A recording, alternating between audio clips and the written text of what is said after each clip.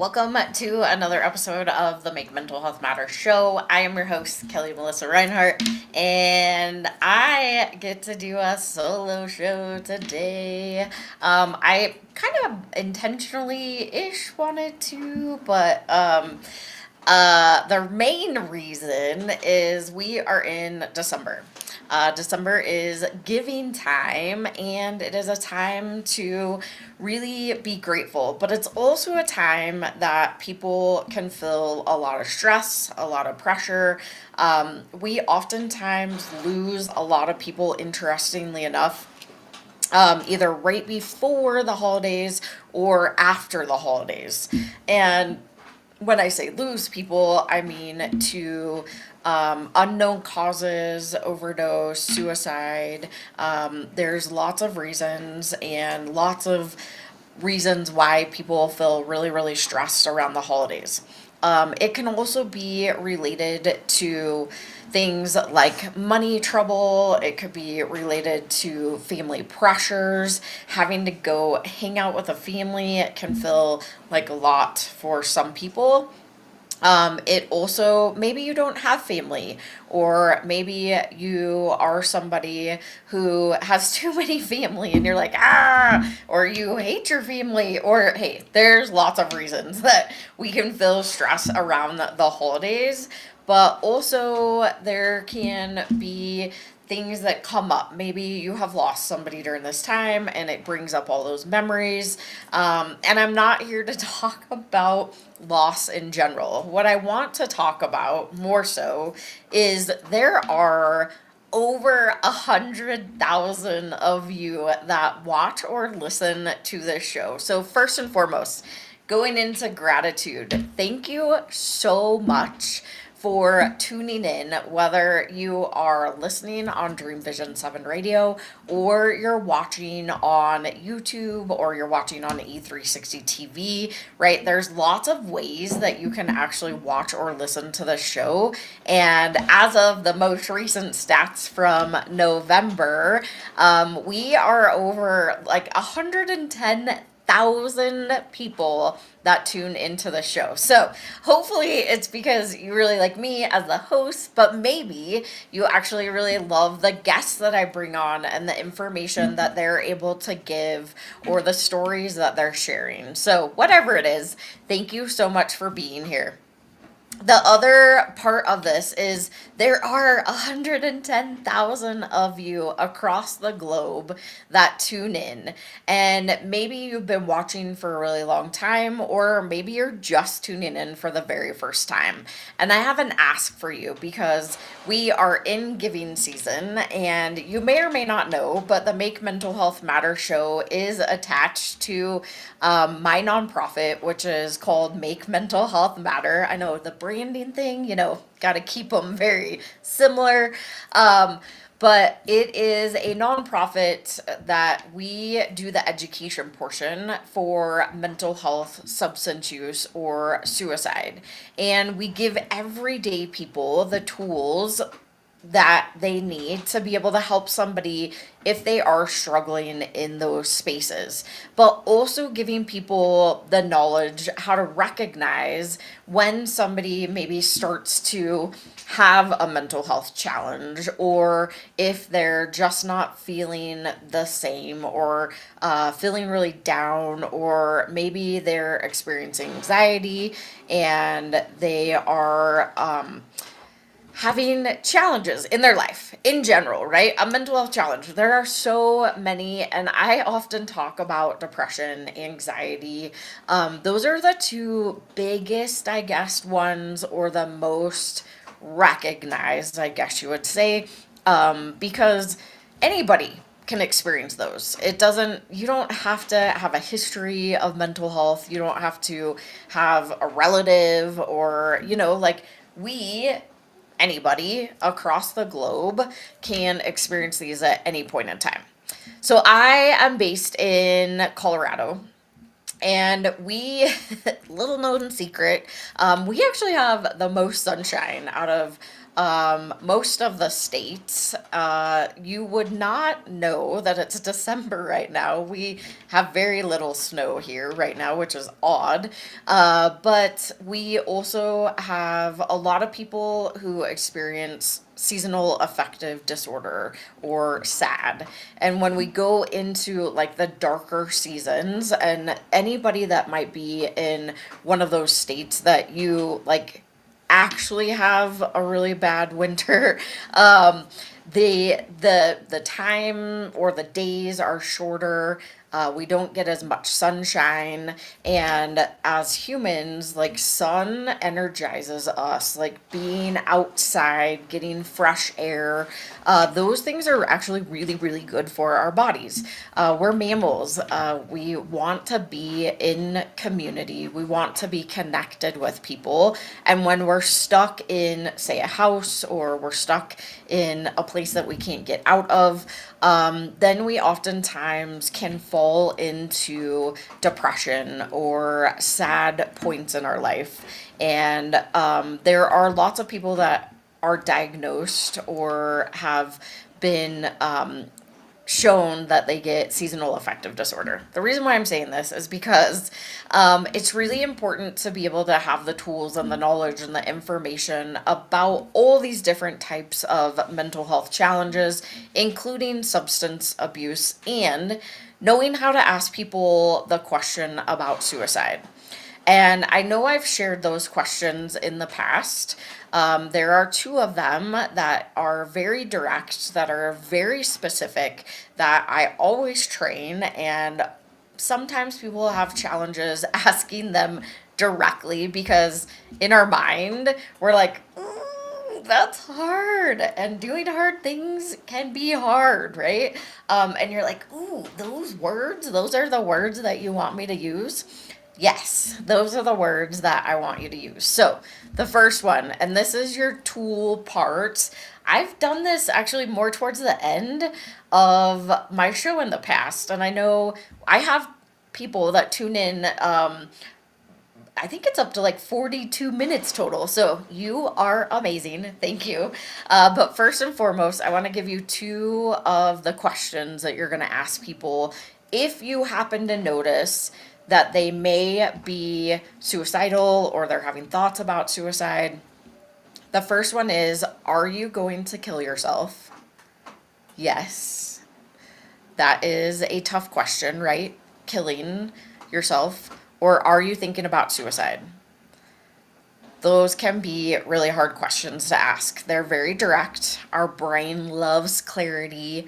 And if I said harming or hurting yourself, that's very different. I can harm and hurt myself without the intent to die by suicide. And that's what we call non-suicidal self-injury, which is also cutting. It is burning, right? There's other ways that we're too much work, too much exercise. It can be an excess of something that I'm like burning my body out, or just like intentionally trying to harm myself, like car surfing, playing in the street when there's cars, playing with knives, right? Like there's ways that I can potentially or intentionally hurt or harm myself, right? But I don't necessarily have the intent to die by suicide. And I say this from a perspective of me, right? Like I really try to bring in my own experiences as much as I train and I teach, because I don't want to just give people information and be like, and them be like, well, you don't even know what you're talking about. Like, you just learned that from a book or whatever it was, right? But I can say this from personal experiences that when I was younger, when I was in middle school, and I think it actually went into high school also, I was a cutter. I cut my arms and my legs, and it was actually a learned behavior. I had a friend that taught me, and it was just something that helped me feel emotions. And I remember being younger, and for whatever reason, I wasn't like feeling the emotions. I was very detached from my life in general, I believe. And for whatever reason, seeing the blood made me feel emotions, and that was the whole thing, right? Like, I, again, come from my personal background of my experiences, and I'm not saying that everybody's experience is the same, because it's not. We all experience things differently. But I think it's important for people to know is that harming and hurting, you can do that without the intention to die by suicide. That never even crossed my mind, to be honest. It was just simply a way for me to release my emotions. And so when I talk about this, I talk about like a boiling pot of water. The steam has to release somehow, and it usually comes through the top. And if it doesn't come out, then it's gonna boil over. It's the same way with emotions, and it's a negative coping mechanism. We want to move to positive coping mechanisms. But at the time, I didn't know any different. Like, it was what I did. And now that I'm older, I have positive coping mechanisms like breath work and screaming and, like dancing and getting that energy out of my body. But I didn't have those tools when I was younger. So that's why I love to give people the tools and information. So going back to those very specific questions, our brain loves clarity. Harming and hurting are very different. So we want to use the words killing and suicide. And I get that those are hard words to say. I have only had to ask them maybe a handful of times over the past 8 years that I've been doing this work. And every single time I've had to say it, it has been really hard. So I get it, but we should not allow our thoughts and our beliefs come into what we're trying to do as we're trying to save a life. So again, are you going to kill yourself? Are you thinking about suicide? And you can say those to any age. I have had to say it to an 8-year-old in the past. And that's really, really hard. But I want you to know that it's really important that you use those words. Why am I telling you this? Because, like I said at the very beginning, people are struggling at alarming rates. The rates of suicide are not going down. They're just shifting from one demographic to another demographic. And over the past couple of years, the youth are struggling at alarming rates also. And we, as parents, as caregivers, as adults, as humans, we need to learn these skills so that we can actually start to save a life. Again, you don't have to be a trained professional to understand how to do this. And so that's why I'm tapping into the 110,000 of you. Hopefully there's more. It seems to keep and continue every single month, which I'm so grateful for. But I hope that this information is useful for you, because you never know when you might have to use this information. And so that's what I really truly try to do with this show. First and foremost, by bringing you the resources, the people resources that maybe you didn't think about that were there before. Showcasing people's stories, because when we're able to actually share our story first and foremost, it kind of actually really helps, and it starts that healing process. And so I'm trying to give a space for people to start healing, because the more of us that we can get into this space of healing, the better society, I truly believe, is going to be. The other part of this is that my ask, because we are in giving season, and my nonprofit really needs your support. I don't utilize this platform as much as a giving space, but I thought this was a great time to be able to ask of you as a watcher or listener, and give back to make mental health matter, because the education portion, like I just walked you through, is everything that we do. Every single conversation that we have, every single class that we hold and every single person that comes to us for help. We educate them and help them through the process. We're not a crisis center. We actually don't do crisis. We can teach you how to help somebody in crisis, but we are not a crisis support. Honestly, it's actually very triggering for me as the founder and CEO since I lost my middle sister who died by suicide. The crisis portion for me is really, really hard, and I have an amazing team that supports the nonprofit. However, I do a lot of the education, and then helping or connecting into resources. So I will be 100% transparent.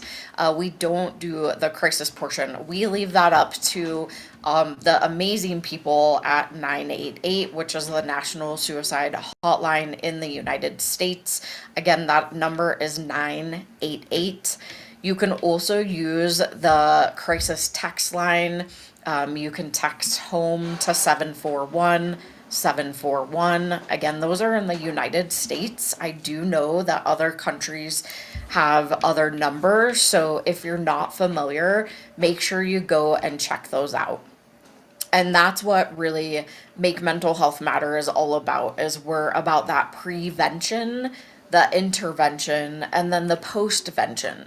So prevention is really, how do we understand the signs, the symptoms? How do we start using our noticing skills when somebody might be struggling with a mental health, substance use, or suicidal ideation?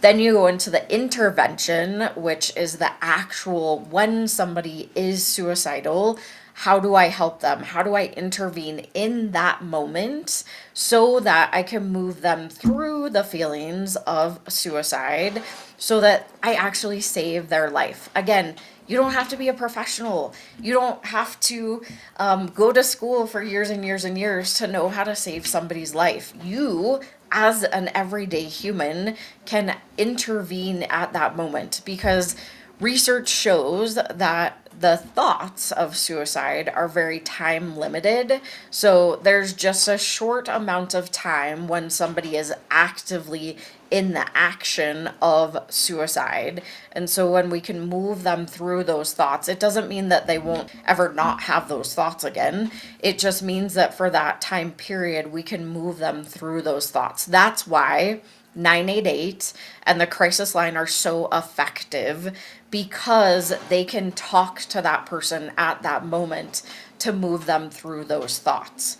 However, what I have found is that when somebody is really truly in a crisis, it is very hard to get them to receive the help.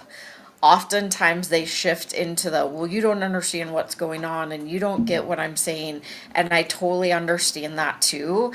But when we allow, or we let go of that ego portion, and this obviously is not, I'm not talking to you, to those of you that are actively in crisis, but those of you that maybe you've gotten into that place in the past, when we can let that go and really truly receive the help that may be in front of us, it can be life changing, life altering.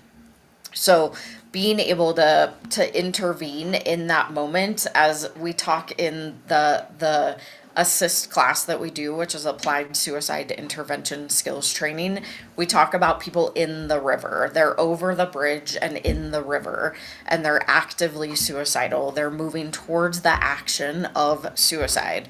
And when we can intervene in that river to get them out of the river, and it may be you, it may be a community, it could take lots of people to move them through that. It doesn't mean it just has to be you. But that's when we can help actually save a life. And how cool would that be to know that those are tools that you have, and we're able to offer that at Make Mental Health Matter. It is in Colorado, it is in person, but Assist is actually a nationwide program. It's actually a global program that you can tap into anywhere you are. It's a 2-day in-person training, and it's probably one of the best ones that I have ever taken as far as intervention, suicide intervention. So I'm going to pause there. So we talked about prevention, we talked about intervention. I kind of want to go back a little bit to prevention, but we have to go to our first quick sponsor break. So once we get back from that, I will talk a little bit more about prevention and why prevention is so important. So I'll be right back after this quick sponsor break. Have you ever felt completely alone?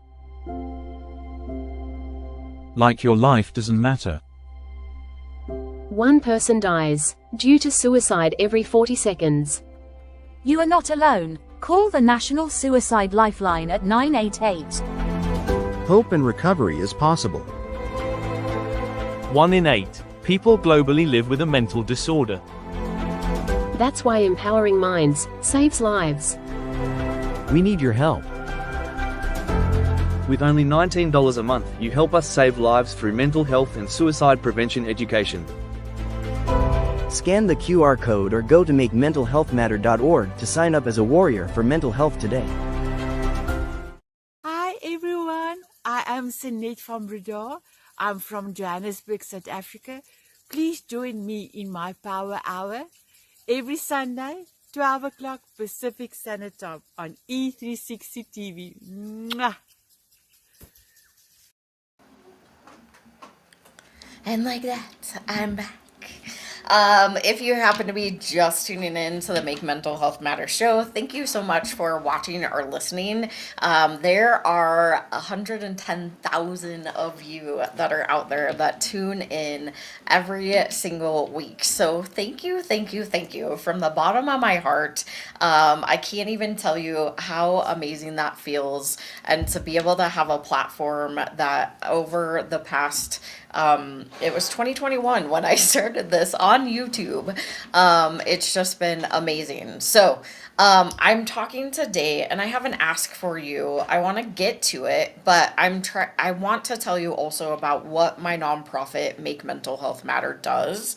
But I know that there are lots of you that do tune in for only a short amount of time because maybe you have something you need to go do, and that's totally cool.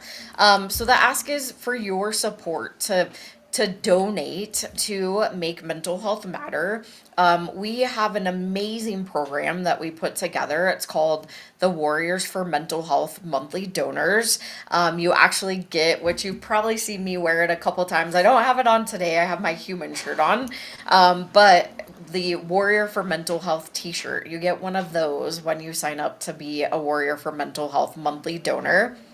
It's really only we're moving to a new platform right now, and we are asking people to increase their amount that they give just a little bit, up to $25. But you can also donate at $15. Maybe that's all that you can give on a monthly basis, and I will tell you that helps us across the board. The $15 would actually go to our recovery care packages, or our homelessness care packages, or our Carry Cares packages. We build packages for homelessness, recovery, so those people that are in recovery, that are going into recovery centers, oftentimes they have nothing on except for what's on their back when they go into these centers, and they make that choice to go into the center to finally get some help. So we've partnered with several really amazing recovery centers within Colorado, and we build recovery care packages. They're very specific what go into them because the recovery centers can only take certain things.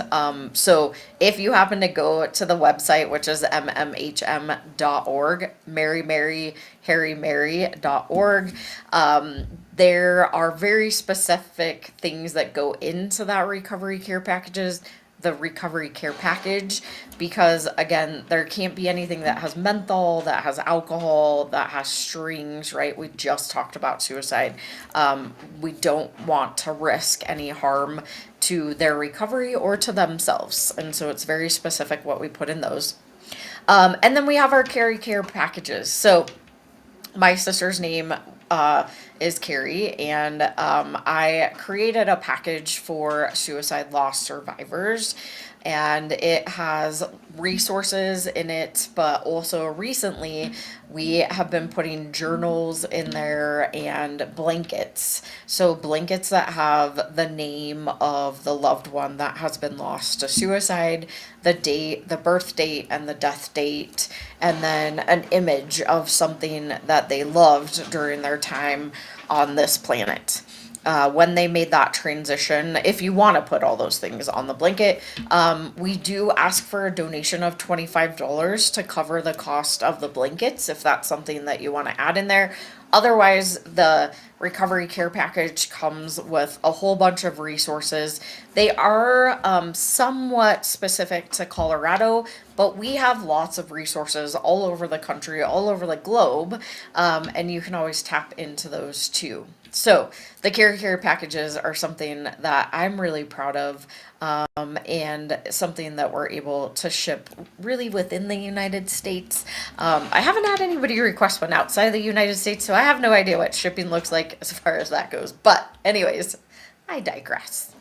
But those are where $15 would go.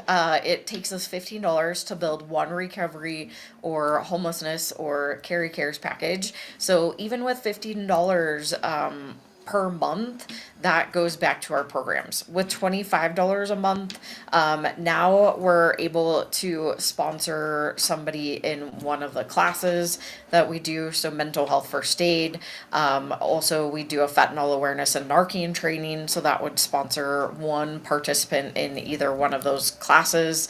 And then when you get into the $50 level, which is really exciting because we are launching 2 new programs, not just 1, 2, not doing enough, but we're doing a lot. But the Love Life Live program is our new program, and it is coaching and holistic based. So coaches like NLP, life, business, peer recovery coaches. I'm trying to think of all the amount of coaches, but there's a gamut of coaches. And then holistic. So we have our massage therapist, acupuncture, foot zoning, Reiki, tapping. There's so many different modalities, somatic, breath work, right? There's so many modalities out there. And that is what the program is. Every single $50 that is donated, you sponsor one free session for somebody who is low income or high deductible, which I get most everybody are in the high deductible. But the whole goal of this entire program is that people don't have to justify whether they're going to eat or they're going to take care of their mental health for the month. And that's really the point. So if you're somebody out there that is struggling and you're like, I need these services so bad, we will be launching this program. Our goal is to fully launch it by March, but we need funding. Without the funding, we're still gonna launch on a membership base. So it's $50 per month. You get one session. You can choose from a coach or a holistic provider, and you also get access to our wellness library, which is a whole library of different videos, so you can tap into those at any point in time in between your sessions. Every session is only $50. When was the last time you ever got a massage for $50, or you went and saw a coach for $50, or you had a therapy or a psychotherapy appointment for $50? Have you ever? I haven't. So that's why we built it. That's why we built it. Because it is important to take care of your mental health. And I am sorry, but we have some very expensive people. I get your time is valuable and that therapy is expensive, but come on, we need to give better access to every day, all the humans across this globe. So that's what we are doing. And we are blessed with some amazing coaches and holistic providers that are giving back in this way. And I think it's just going to be amazing. So at the $50 level per month, you're sponsoring one session for somebody that is low income. The goal is to give every single person that comes through this program 4, not 1, but 4 free sessions. We just need the funding. So if you are listening to this and you know maybe a business that aligns with mental health, or you are a business owner that aligns with mental health and you're like, I want to help support this. We need $300,000. Yes, that sounds a lot, but with $300,000, we can actually give back. I'm like, gotta do the math. Let's see. I know I did this before, but so we can give back with $300,000 because there's a lot of other expenses that go into this program, the technology and the staffing and the coaches and all the things, right? There's a lot of money, and $300,000 is the budget that we need to be able to fully launch this. But we're going to give around 3,000 free sessions. 3,000, possibly more. I did like super quick math, but it's probably in that ballpark. But 3,000 sessions. Okay, I'm gonna break this down just a little bit. If we get 100,000, we could give away about 1,000 sessions. 1,000 free sessions. So if you know a business, if you know a funder, if you are somebody who loves to give, you're sitting on a pile of money and you have no idea what to do with it, think about Make Mental Health Matter, because we are all about changing lives. We're all about saving lives. We're all about making it accessible, making mental health accessible for people that can't access it right now.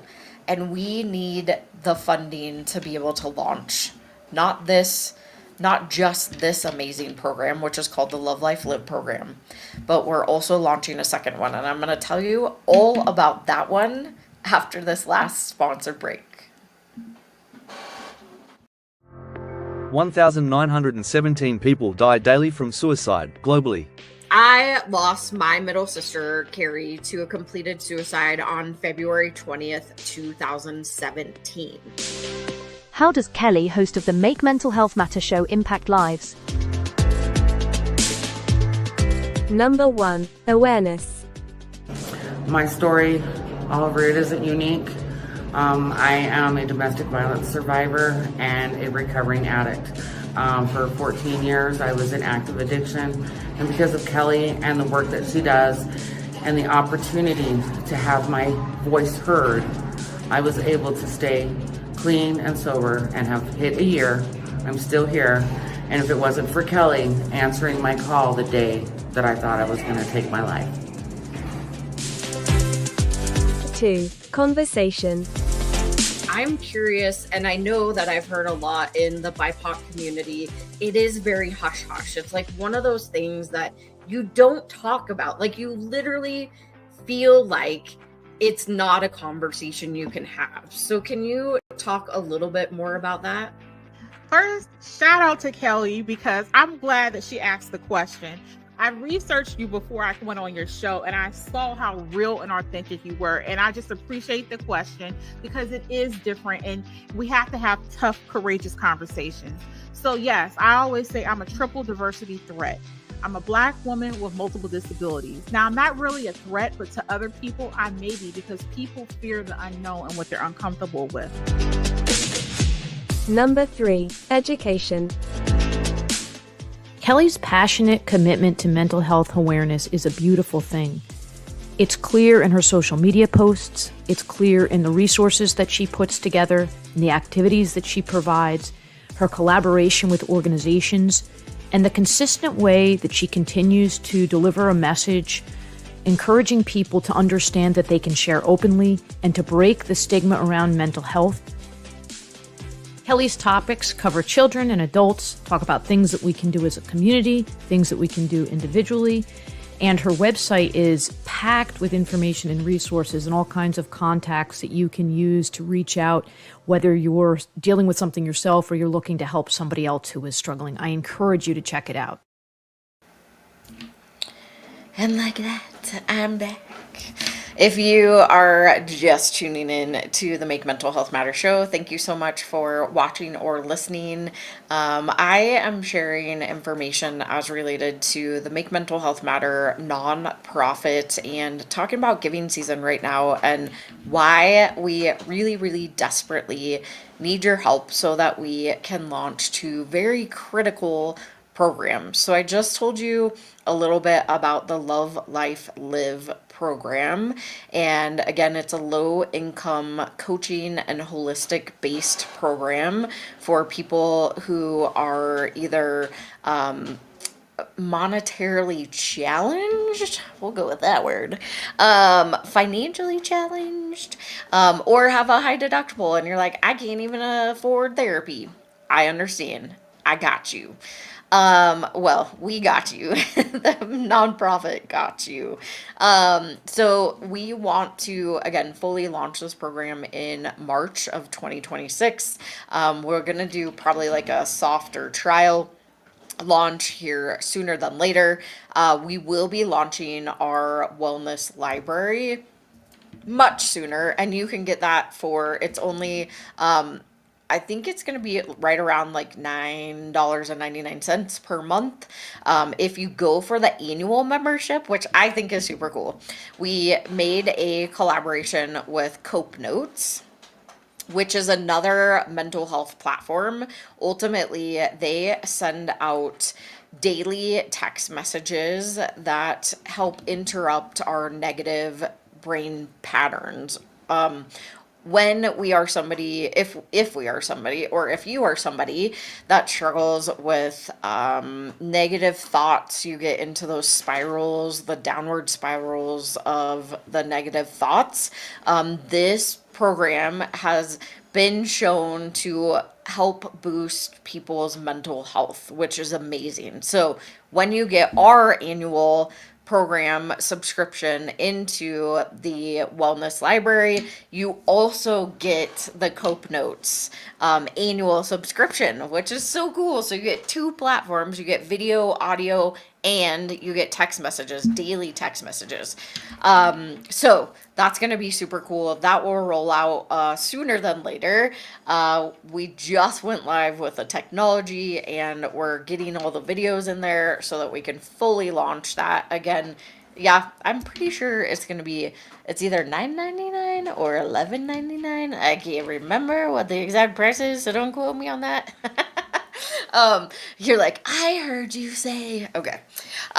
So anyways, we need your support. One, to be able to launch this. Again, it's giving season. It's the end of the year. If you're sitting on a pile of money, you can donate to Make Mental Health Matter. We are a 501c3 nonprofit, so you can take those big, giant tax deductions instead of giving it to the government, which is not giving any money back to any of the nonprofits right now. Give it to the nonprofits. Spread the love. Give us the love. And you don't necessarily have to donate to mine, but I'm asking you as a listener, as a watcher of the show, again, there's 110,000 of you, if not more.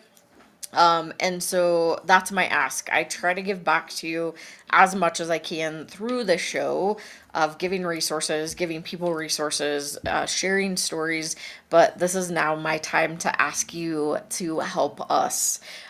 So the Love, Life, Live program, and in addition to that, we are launching our Give Youth a Voice program. Youth are struggling at alarming rates also, and they don't have as many resources as we have with technology, with the pressures today. They're watching the economy and what is happening. Like, I can't even imagine what is going through youth's head right now. When I was younger, all I did was want to play outside. Like, I didn't care about anything else. I didn't watch TV. I had no idea. I was so naive. I had no idea what was going on. And now we have technology in our face. We have pop-ups that are happening. My child, who is 10, is asking me things that I'm like, where did you hear that? How do you know about that?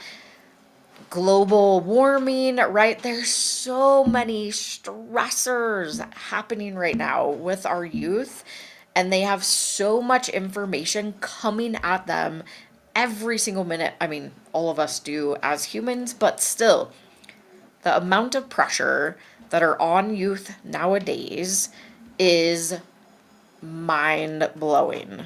So, mind boggling. I'm going to use the word mind boggling. I don't like the word mind blowing. I literally. Okay. Side note, my brain was just like, what did I just say? So mind boggling. Anyways, they are struggling at alarming rates. So that's where our Give Youth a Voice program comes in. It is designed for middle school age range. So that is 10 to 15. And again, US, in the US, we have middle school in between elementary and high school. And we are inserting a program that is more mentor peer. It's designed by youth for youth. We just launched our youth advisory board last week, which is so exciting. So they're building their curriculum for us. And then our hope, as with the other program, is that we can launch this in Q1 so that we can actually do a class in Q2. The ultimate goal for this is that we have cohorts, I guess, because they're not really classes. They're like, it's a 12-week total program, and they go through 9 different topics. So topics like the brain, bullying, emotional regulation, suicide, mental health. So like understanding mental health in general. Substance use is another topic. And, gosh, there are 9. Like, how many fingers do I have? 9 total topics, and then they also get what we're calling power up camp. So at the end of 2 weeks, they get a power up camp, which will be going to like a farm and learning about like equine therapy and why animals are so good for our mental health. And then being able to be with the animals, which I think is going to be really fun. I don't know what the second one, but something in nature, because nature is so good for us, get out that energy, especially with youth. And then the last one is that like celebration. You've completed this, but also bringing in mentors. So showing them where you can go. So we'll have entrepreneurs, we'll have professors, teachers, all kinds of people from the community, doctors, chiropractors, I don't know, who knows? So we're going to be partnering with community members to just show them, like, this is where you can go, first responders, right? This is now in life, it may seem really, really heavy and it might be really hard, but you can move through this, and there are so many amazing things that you have to look forward to. So that's the whole goal behind the last Power Up Camp, is to showcase all these incredible ways that they can shift around life. So that's the Give Youth a Voice program that we are in design. Well, the youth advisory board is really designing it currently. And I think that's the coolest part, is that it's actually designed by youth for youth, because they know better. I know as adults, we've gone through that time period, but I don't remember that time as much, other than I didn't really enjoy middle school myself. 6th grade was really, really hard. And there was lots of bullying. I had really giant glasses. Glasses were not cool back in the day. Now they're cool. Braces are cool. Things change.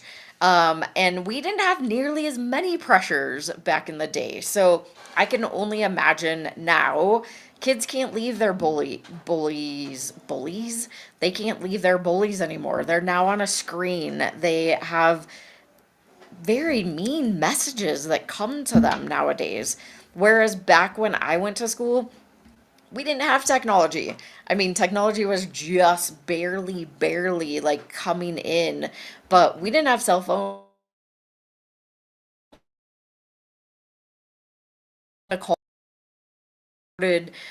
Phone, which our parents are standing right there, right? And they can take that phone at any point in time and talk to those kids. But you had to remember phone numbers. We didn't have the phone that we could just look at and pull up the numbers, right?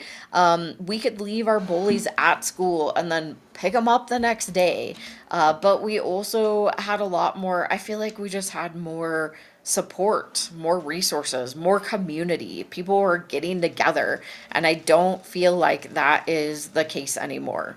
And that sucks, right? The other good part though about technology is that they have access to community at all times on those devices. So I know my son, he has his little group chat with all of his best friends, and they play games together. They play Roblox way too much. But he's able to tap into his friends at any point in time. And the great part is that we can still have play dates and they can come over and hang out and all the things. But I can only imagine the stressors that youth are going through today. So that's why we've built this program, is because there are not a ton of peer-led, peer support, mentor plus education in this space. And so that's what we're designing. We're not trying to reinvent the wheel everywhere we go. That's why we're forming collaborations with people that are doing it. Like I said earlier, Cope Notes. Cope Notes is also going to be a part of the Give Youth a Voice program. We're going to give every single youth access to Cope Notes because they have found that it is and helps significantly with youth and the stressors that they're going through as related to mental health too. Interestingly enough, I actually had a mom reach out to me about her son in college, who unfortunately died by suicide. And the stat or the what she told me was mind-boggling for me, because there are so many college students that are dying by their own hand 6 days prior to graduation.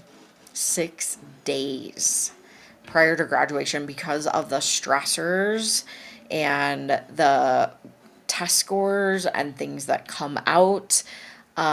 More college students are dying by their own hand due to high pressure stress in college right before they graduate than before, like as they start, which is, man, the stats that I've heard lately, there's also I do a lot of I'm part of a lot of suicide prevention task force. I'm also a part of I take the classes as related to, like, I just did a suicide symposium all around youth. And the other stat that was mind-boggling for me is that 50% of people seek out help, or they see a therapist, a counselor, a healthcare provider within the month of when they die by suicide.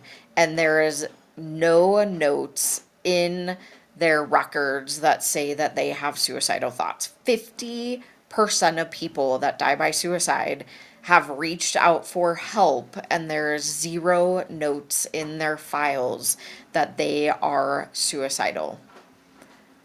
What? They're asking for help. Okay. Those are some big stats that I just dropped at the very end of the show. But I want you to know that we're doing the education portion. We are giving information to as many people as we possibly can. I train myself all the time. I'm taking courses and classes and joining task force and trying to make a difference in this thing that we call life, because I never, ever, ever wanted another family to have to go through what our family did. But unfortunately, there have been many, many families after our family that has. So I ask you to help support Make Mental Health Matter now. All you have to do is go to mmhm.org/donate. You can see all the things that I talked about, where your money actually goes.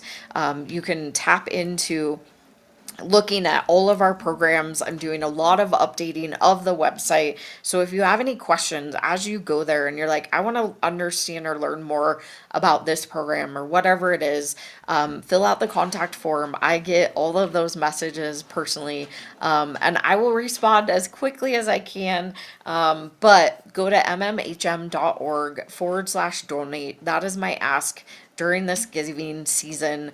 Please support Make Mental Health Matter. We are doing the work in this space, and we need to be able to help provide for both of these programs. We want to launch them sooner than later.